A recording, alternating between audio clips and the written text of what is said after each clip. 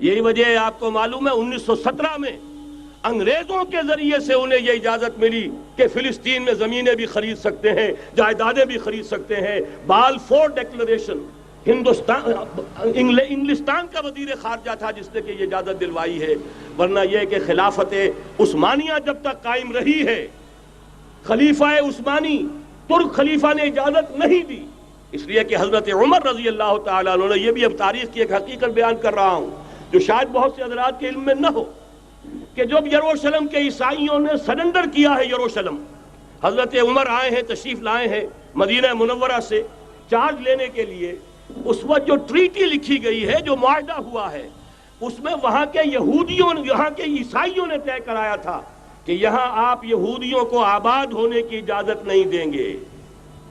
یہودی آ سکتا ہے، زیارت کر سکتا ہے، اپنے مقامات مقدسہ کو آ کر دیکھ سکتا ہے، یہاں آباد نہیں ہو سکتا۔ اور یہ کون شرط رکھ رہا ہے؟ عیسائی۔ اس وقت تک عیسائیوں کی دشمنی یہودیوں کے ساتھ اس درجے میں تھی، اور یہی حضرت عمر رضی اللہ تعالیٰ عنہ کی وہ شرط تھی کہ سلاطین عثمانیہ، خلفاء عثمانیہ نے بھی، حالانکہ یہودیوں نے بڑی سے بڑی رشوت دینے کی کوشش کی ہے، سلطان عبدالحمید خان کو یوں سمجھیے کہ سیم و زر سے خریدنے کی کوشش کی ہے، لیکن اس کے باوجود ان کا کہ جو فیصلہ حضرت عمر کر گئے تھے، جو کمٹمنٹ رضی اللہ تعالی عنہ ان کی ہے، میں اس سے سر منہ انحراف نہیں کر سکتا۔ اصل میں اسی کی تو صدا ہے جو فری میسنری کے ذریعے سے خلافت کا خاتمہ کرایا گیا، کہ یہی سب سے بڑی رکاوٹ ہے۔ پہلی بات تو یہ ہے کہ وہی نقشہ اس وقت کا آج بھی ہے جہاں تک یہودیوں کا تعلق ہے، لیکن فرق یہ واقع ہو گیا کہ اس وقت عیسائی یہودیوں کے تابع نہیں تھے، بلکہ عیسائیوں اور یہودیوں کے مابین دشمنی تھی۔ آج یہودی عیسائیوں پر مسلط ہو چکا ہے، فرنگ کی رگے جاں پنجے یہود میں ہے، اور آج کے فرنگ کا لیڈر امریکہ ہے۔ امریکہ کا صدر یوں سمجھیے کہ وہ ان یہودیوں کا غلام ہے، مجال نہیں کہ ان کی مرضی سے ادھر سے ادھر ہو جائے، اور اگر کوئی غلطی سے ادھر سے ادھر ہو جائے تو اس کا پتہ چاک ہو جائے گا۔ اب صورتحال کیا ہے؟ عیسائی دنیا، میں ایک بات بتا رہا تھا بیچ میں رہ گئی، کہ جہاں تک پروٹیسٹنٹ عیسائی تھے وہ تو پہلے ان کے ہاتھ میں تھے، حال ہی میں انہوں نے جو فتح حاصل کی ہے وہ کیتھولک عیسائیت کو بھی اپنے ہاتھ میں لے لیا ہے۔ چنانچہ پوپ صاحب نے فرمان جاری کر دیا ہے کہ ہمارے خداوند یسوع مسیح کے قتل کی ذمہ داری ان یہودیوں پر نہیں ہے، بری کر دیے گئے۔ 1900 برس کے بعد، بلکہ 2000 برس کے قریب ہو گئے، انہیں ایگزونریٹ کر دیا گیا، ایبسولو کر دیا گیا، ان پر ذمہ داری نہیں۔ نتیجہ یہ نکلا ہے کہ ابھی چند مہینے پہلے جو مذاکرات صلح کے ہو رہے تھے، جن میں یاسر عرفات بھی تھے اور یہ اسحاق رابین گیا ہوا تھا واشنگٹن، وہاں سے واپس آیا ہے تو روم میں رک کر پاپائے روم سے ملاقات کر کے تشریف لائے ہیں، انہیں دعوت دی ہے کہ یروشلم آئیے، اور ویٹیکان نے تسلیم کر لیا ہے اسرائیل کو، اور ویٹیکان کا اب جو ہے ایک ایمبیسی، اس کا جو ہے سفارت خانہ وہ یروشلم میں بننے والا ہے، اور پوپ صاحب بھی وزٹ کرنے والے ہیں۔ گویا کہ یہ گٹھ جوڑ اب مکمل ہو چکا، اب کہیں اس میں کوئی کمی نہیں رہی۔ اس یونائٹڈ فورس کے ساتھ یہ نیو ورلڈ آرڈر اس وقت عالم اسلام پر حملہ آور ہے۔ فرش التراب يضمني،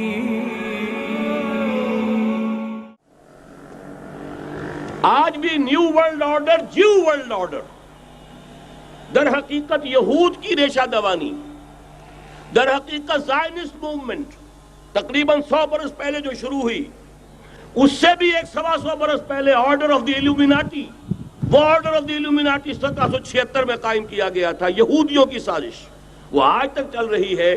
آج بھی یہودی ہے کہ جو اسلام کا خاتمہ اور مسلمانوں کو اپنے کمی کاری بنانے کے لیے ایک پورے ورلڈ آرڈر کا نقشہ بنا کر آ چکے ہیں، اور آج در حقیقت آپ کا اصل دشمن، میں بالکل اتفاق کرتا ہوں مولانا سے، اصل دشمن نمبر 1 میرے اور آپ کے اندر موجود ہے، میرا اور آپ کا نفس۔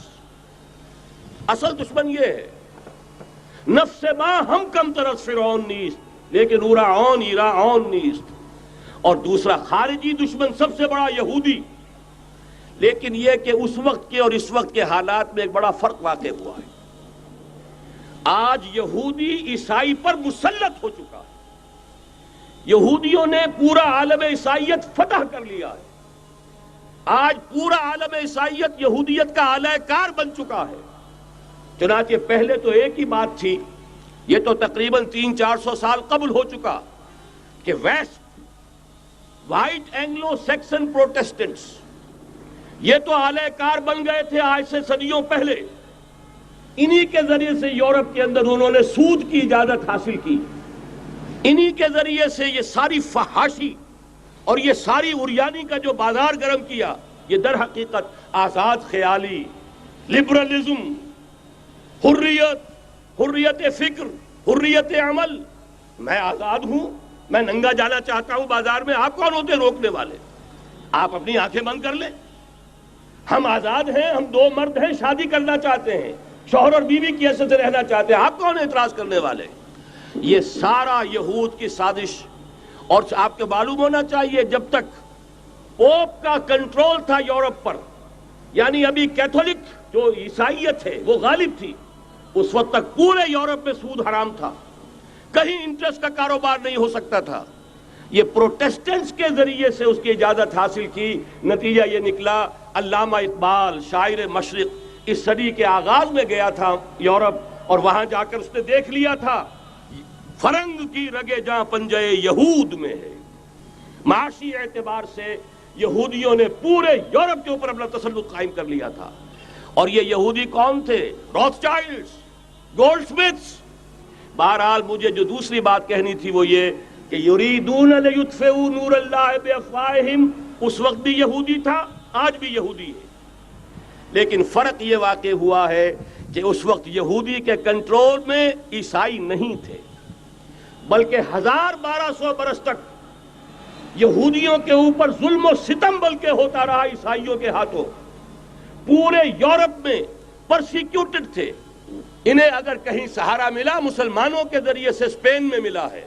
بن گوریان نے خود لکھا اپنی کتاب میں کہ ڈیورنگ دی ڈائسپورا، یہ ہمارا جو انتشار کا دور ہے سن 70 عیسوی سے جو شروع ہوا تھا، اس ڈائسپورا کے دوران our golden period is the period of Muslim Spain. ہمارا سنہری دور وہی ہے جو مسلمان ہسپانیہ کا دور ہے. انہیں آرام ملا، انہیں پروٹیکشن ملی، انہیں عیش ملے، اور وہیں سے انہوں نے عیسائیت کے اندر نقب لگا کر اور وہاں سے اپنے راستے پیدا کیے. اور دوسرا کام یہ کیا، عیسائیوں کی عداوت کا رخ اپنی بجائے مسلمانوں کی طرف کر دیا. یہ ہے ہوشیاری، یہ ہے چالاکی. دشمنی تو ہے، اور دشمنی کے جذبات کو ادھر کے بجائے ادھر کر دو. انگریز کیا کر کے گیا تھا ہمارے ساتھ؟ یہ کشمیر کا مسئلہ کیوں پیدا ہوا؟ انگریز نے 200 برس یا کہیں 100 برس ہندوستان پر حکومت کی تھی، اور سابق حکمران کے خلاف نفرت ہوتی ہے. جب کوئی قوم آزاد ہوتی ہے اپنے سابق حکمرانوں کے خلاف نفرت ہوتی ہے.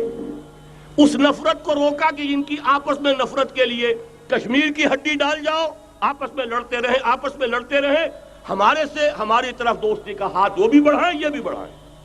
یہ بہت بڑی سازش تھی، ایسے ہی نہیں ہو گیا تھا. جان بوجھ کر مسئلہ پیدا کیا گیا کہ یہ پاکستانی بھی ہمارے دوست رہے، کامن ویلتھ میں رہیں، یہ ہندوستان بھارت بھی ہمارا دوست رہے، کامن ویلتھ میں رہیں. آپس میں لڑیں، دشمنی کا جتنا جذبہ ہے وہ آپس میں طے کر لیں، باقی ہمارے لیے دوستی ہی دوستی رہ جائے. بین ہی یہ کام یہود نے کیا.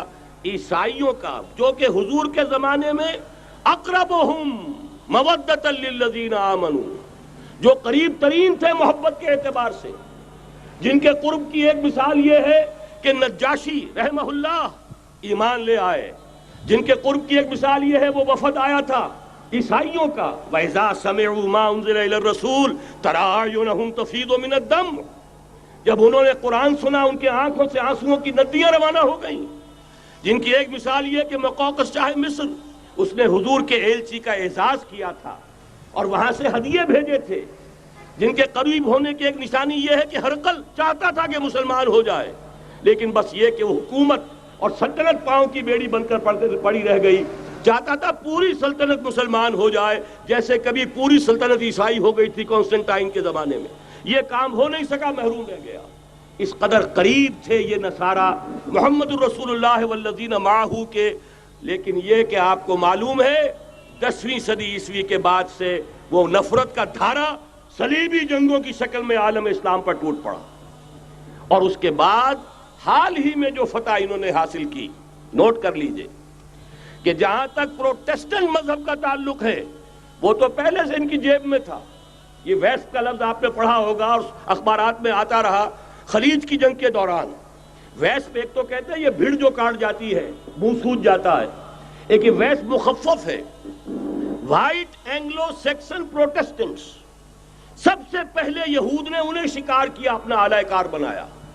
یہی وجہ ہے آپ کو معلوم ہے 1917 میں انگریزوں کے ذریعے سے انہیں یہ اجازت ملی کہ فلسطین میں زمینیں بھی خرید سکتے ہیں، جائیدادیں بھی خرید سکتے ہیں. بالفور ڈیکلریشن انگلستان کا وزیر خارجہ تھا جس نے کہ یہ اجازت دلوائی ہے، ورنہ یہ کہ خلافت عثمانیہ جب تک قائم رہی ہے، خلیفہ عثمانی ترک خلیفہ نے اجازت نہیں دی. اس لیے کہ حضرت عمر رضی اللہ تعالیٰ عنہ، یہ بھی اب تاریخ کی ایک حقیقت بیان کر رہا ہوں جو شاید بہت سے حضرات کے علم میں نہ ہو، کہ جب یروشلم کے عیسائیوں نے سرنڈر کیا ہے یروشلم، حضرت عمر آئے ہیں، تشریف لائے ہیں مدینہ منورہ سے چارج لینے کے لیے. اس وقت جو ٹریٹی لکھی گئی ہے، جو معاہدہ ہوا ہے، اس میں وہاں کے یہودیوں، یہاں کے عیسائیوں نے طے کرایا تھا کہ یہاں آپ یہودیوں کو آباد ہونے کی اجازت نہیں دیں گے.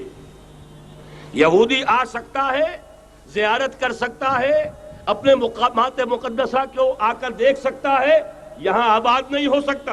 اور یہ کون شرط رکھ رہا ہے؟ عیسائی. اس وقت تک عیسائیوں کی دشمنی یہودیوں کے ساتھ اس درجے میں تھی. اور یہی حضرت عمر رضی اللہ تعالیٰ عنہ کی وہ شرط تھی کہ سلاطین عثمانیہ، خلفاء عثمانیہ نے بھی، حالانکہ یہودیوں نے بڑی سے بڑی رشوت دینے کی کوشش کی ہے، سلطان عبدالحمید خان کو یوں سمجھیے کہ سیم و زر سے خریدنے کی کوشش کی ہے، لیکن اس کے باوجود ان کا کہ جو فیصلہ حضرت عمر کر گئے تھے، جو کمٹمنٹ رضی اللہ تعالیٰ عنہ ان کی ہے، میں اس سے سرے منہ انحراف نہیں کر سکتا. اصل میں اسی کی تو صدا ہے جو فری میسنری کے ذریعے سے خلافت کا خاتمہ کرایا گیا، کہ یہی سب سے بڑی رکاوٹ ہے. اگر خلافت ختم نہ ہوتی اور اگر کہیں جہاد کا اعلان خلیفہ عثمانی کی طرف سے ہو گیا ہوتا تو یہ کہی تھی بات. جب حضرت شیخ الہند رحمۃ اللہ علیہ جب یہ اسیری میں تھے مالٹا میں، تو وہاں کا انگریز کمانڈنٹ، اس نے چونکہ وہ کچھ مرید ہو گیا تھا یا کم سے کم عقیدت مند ہو گیا تھا، ایک روز حضرت شیخ الہند نے ان سے سوال کیا اس شخص سے کہ آپ لوگ ہماری خلافت کے پیچھے کیوں پڑے ہوئے؟ یہ تو بیمار، تم خود کہتے ہو، یورپ کا مرد بیمار ترکی، آپ کو کیا ڈر ہے اس سے؟ آپ کیوں اس بیچاری خلافت کے در پہ ہیں؟ اس شخص نے جواب دیا تھا، مولانا اتنے بھول پن کے ساتھ بات نہ کیجئے، ہم بھی جانتے ہیں، آپ بھی جانتے ہیں، اگر کہیں خلافت عثمانیہ کی طرف سے جہاد کا اعلان ہو گیا تو پورے عالم اسلام سے لاکھوں مسلمان اپنے سروں سے کفن باندھ کر نکل آئیں گے. آج اس گئے گزرے دور میں بھی اس کمزور اور یوں سمجھیے کہ نام نہاد خلافت کے اندر اتنی جان ہے، اتنی طاقت ہے، لہذا اس کو ختم کیا گیا. اور ختم کرایا گیا کن کے ذریعے سے؟ وہ جو مسلمان کہلاتے ہیں تھے فری میسن، مصطفیٰ کمال پاشا فری میسن، اور اس کے ذریعے سے انہوں نے سارے کام جو کروائے وہ در حقیقت اپنی سازشوں کے ذریعے سے اور مسلمانوں کو استعمال کر کے کروائے. بہرحال بات لمبی ہو رہی ہے.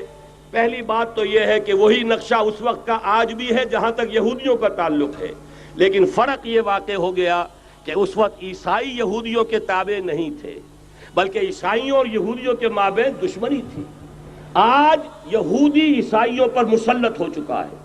فرنگ کی رگے جاں پنجے یہود میں ہے، اور آج کے فرنگ کا لیڈر امریکہ ہے.